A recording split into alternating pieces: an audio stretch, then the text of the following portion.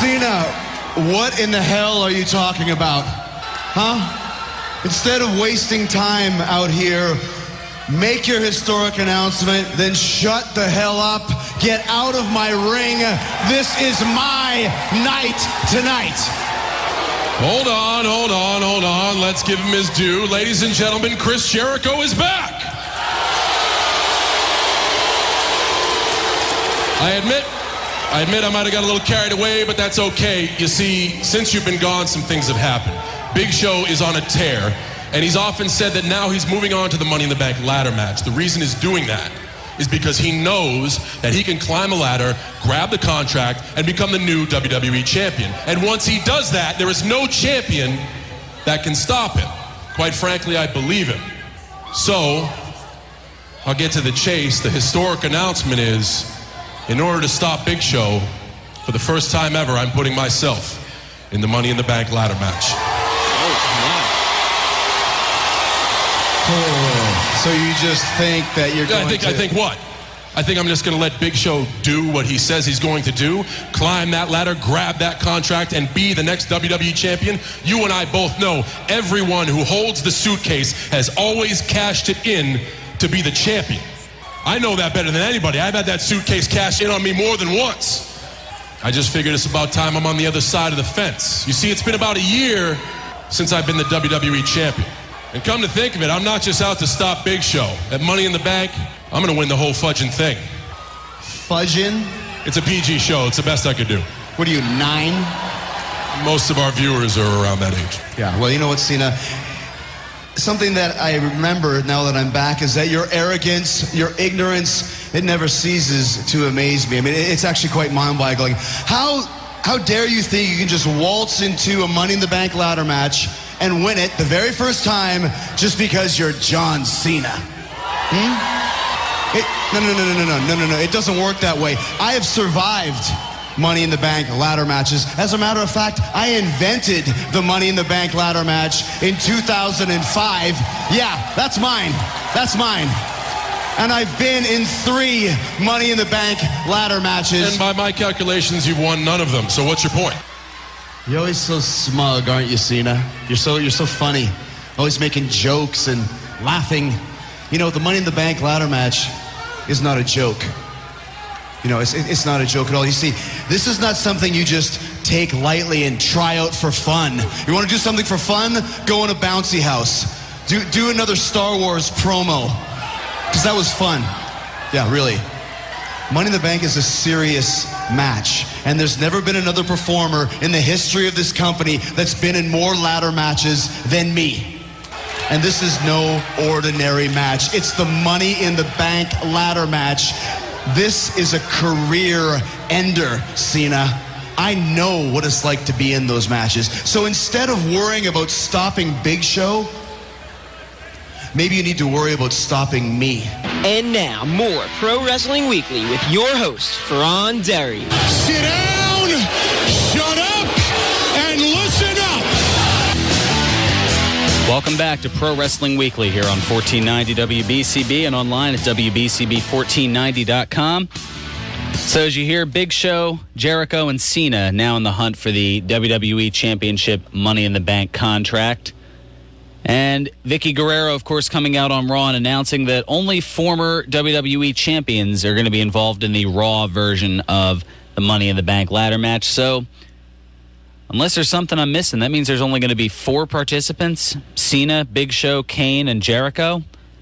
It looks like that's what we've got. Meanwhile, on the SmackDown side, anybody's eligible, and there were a series of qualifying matches that went on last night, and so far we have 5 participants for the world title contract.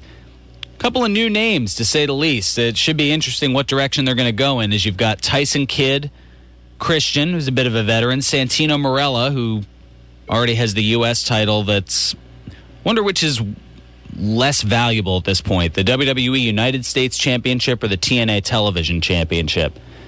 I don't know. We can debate that as we go along here. Anyway, Tensai, he's in it, and Damian Sandow, who's quickly been moving up the ranks. I don't know. He's like some sort of a combination of the Genius and, I don't know, Dean Douglas. Maybe there's a little bit of that in him, and I don't know. I'm trying to find like that right combination to explain what Damian Sandow's doing. But he's doing some great stuff over on SmackDown. So maybe this will be a push for him. Get some fresh blood into the main event picture. Although looking at the names here, something tells me Christian's going to be back in the hunt. But we'll see. There's still time to put more people in that Money in the Bank match. Anyway, let's get back to the phones. Let's get to Ron, who's been hanging patiently. Ron, welcome to Pro Wrestling Weekly. Well, it's good to hear you on the radio, as well as the phone as it was on the radio this time. I'm going to comment about something, and then I'm going to tell you something in the end. Okay. I'm going to talk about the Chris Benoit situation. You know, he couldn't have picked a worse time. I mean, I think to have his wife, kill his wife and son. You know, that storyline with McMahon, we're just ready to hear how it was going to play out with the fact that the car exploded and you thought maybe McMahon, with the demise of McMahon, and now that storyline had been changed because of his death. They changed it to Hornswoggle, meaning the bastard son of McMahon. See, that's why it was bad timing at the time. I mean, I was looking forward to that storyline. I liked the way it was playing right out. You had suspects, all the WWE superstars could have done it. And then they had to cancel that storyline, and it was bad timing, very bad timing. It was interesting, yeah. I mean, well, they had now I'm trying to remember because I know going back 5 years, a couple of things trump a couple of other things. I'm trying to think where, in the grand scheme of things, the son of who the child of Vince McMahon. Or the illegitimate child of Vince McMahon was going to be, and a lot of people pointed to that being the push for Ken Anderson, but known at that point as Mr. Kennedy. That was kind of the prevailing thought, but definitely hard to say. Anyway, what else did you have on there? As I say, what I'm saying is that they're going to change the storyline like that and making a different storyline. I mean, they didn't even bring it up a week later. They never even brought it up anymore. The Chris Benoit. It was just brought up that one day and on Raw and on SmackDown, and after that, you didn't hear no more about it. Well, yeah, the Raw tribute they had for Benoit. I mean, it was a really it was a nice thing, but then then of course the realization of the events that transpired. It was kind of like, all right, how can we distance ourselves? And realizing everything that happened, they just completely distanced themselves and. He was completely blacklisted. I mean, how many other wrestlers have they did that tribute? I can give you one, and that was Eddie Guerrero. And that was done beautifully, Eddie Guerrero.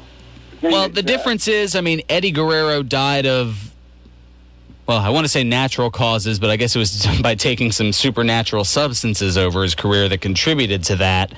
So, I mean, while he did that to himself, and obviously he had a lot of personal demons, the fact that he didn't kill anybody else is why he's revered, and Chris Benoit is blacklisted, is persona non grata. They actually really made it a really bad thing about it when it was revealed that Chris Benoit was murdered his son and his wife. I mean, it's just like, where else could you get something like that? And then it tarnished wrestling, the wrestling world when you heard it. Oh, I know. I mean, looking back, there were, probably, I was going to say, apart from Eddie, the other major tribute that I can remember, you have to go back to 99 and Raw is Owen from when everything happened at the Over the Edge pay-per-view back in 99. You're talking about the Owen Hart tragedy. Yeah. That was a big thing back then, too. Yeah. So, anyway, I thought I wanted to leave you with something before I go. Okay. I just got off the phone with Rap Boy. He wanted me to tell you that he's engaged to be married. Rap Boy's engaged? He's back with his rap girl again. Wow. I'm speechless, and there are very few things that can leave me speechless. And I know, Wild Bill Melody's cracking up at the thought of that. But I mean, what do you say to something like that? I guess congratulations is certainly in order. He wanted me to tell you because he had no time to talk to you right now. But he had no. He's big shotting me now, huh? Yeah, well, ever since he became my friend now, he's like, I'm a glutton for punishment. But what can I say? He's a good guy. Oh, I know. His allegiances tend to hop every once in a while, although there's always a spot here for him. much to a few other people's chagrin, I'm sure.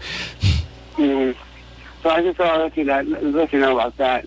That's what happened with TNA this week, but I just thought it was just a little disturbed with the fact that Kazarian, he went into Hulk Hogan's office and said that he didn't want to wrestle with Richard Ray Daniels as his partner, and then he used the fans, like, making them feel like, okay, he didn't want to wrestle. Then he took that chair from Richard Daniels, and who knew he was going to take the chair and hit AJ Styles with it. I was, like, surprised. That shocked me.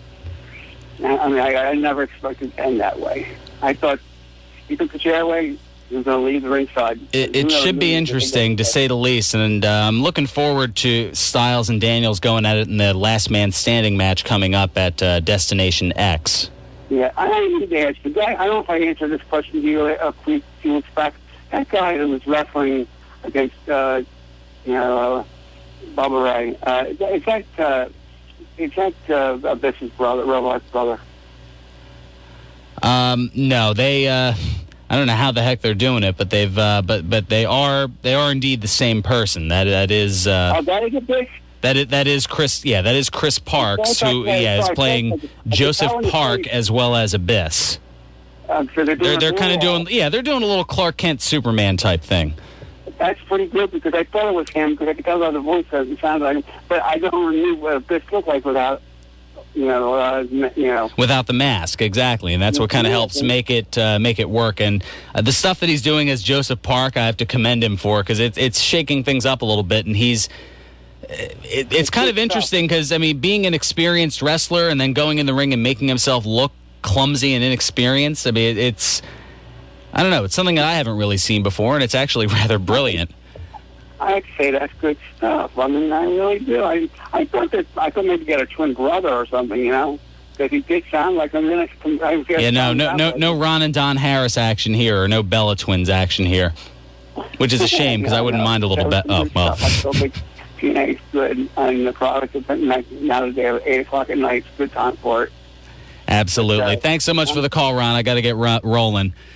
Got to keep things moving here. All right, let's take a look at the local scene, courtesy of Ed from the Northeast. Ed, what's going on? Good afternoon. We got Extreme Rising today. Yes, I guess the kind of rebirth after the Extreme Reunion pay-per-view or not pay-per-view, but the Extreme Reunion event from a couple of months ago that kind of fell sour. They've rebranded themselves and kind of righted their wrongs from the last time. And from what I heard, the event that they had up in New York last night was a rather positive experience. So if you were soured by the events a couple of months ago, give them another chance. That's at least what Shane Douglas has been saying going on here. And believe that's at the Guard Armory again over in Southampton, right in Northeast Philly there. And we got 2 Pittsburgh shows, one with Aisle H at the Ice Garden. Bruno Sammartino, Jay Lethal, Rhino. I was going to say Pittsburgh. That's now we're really getting out of the area here. I was going to say Dan from Chicago might be closer to that than we are here. And we got a couple 4th of July shows in Smyrna, Delaware, in Municipal Park in Smyrna, Delaware, with a 6 p.m. bell time. And that's too far away. The other one, I think. Yeah, more than likely. I mean, if you're already talking Pittsburgh, that's kind of a bit of a hike already. You may as well get some frequent flyer miles if you're going to go that far. Here's one, I think, close enough. Oh, no, that's not a Pittsburgh. No problem, but that's all right. Thanks so much for the call, Ed. I got to get rolling anyway, but always appreciated. Even look at the local and sometimes not so local scene. You never know where things are going to go with Ed from the Northeast. We'll take care of our second bit of business there, Bill, and then we'll come back. We'll get to Ross from Minnesota. We'll get to your Facebook feedback. I've got a ton of news and notes, including. We mentioned Shawn Michaels earlier. We'll talk a little bit about him, as well as the celebrity social media ambassador for the 1000th edition of Raw. A rather interesting name, to say the least. Winning, not so much. At least not in my opinion. All that, more of your calls as well at 215-949-3232 and toll free at 888-922-2149. This is Pro Wrestling Weekly here on 1490 WBCB and online at WBCB1490.com.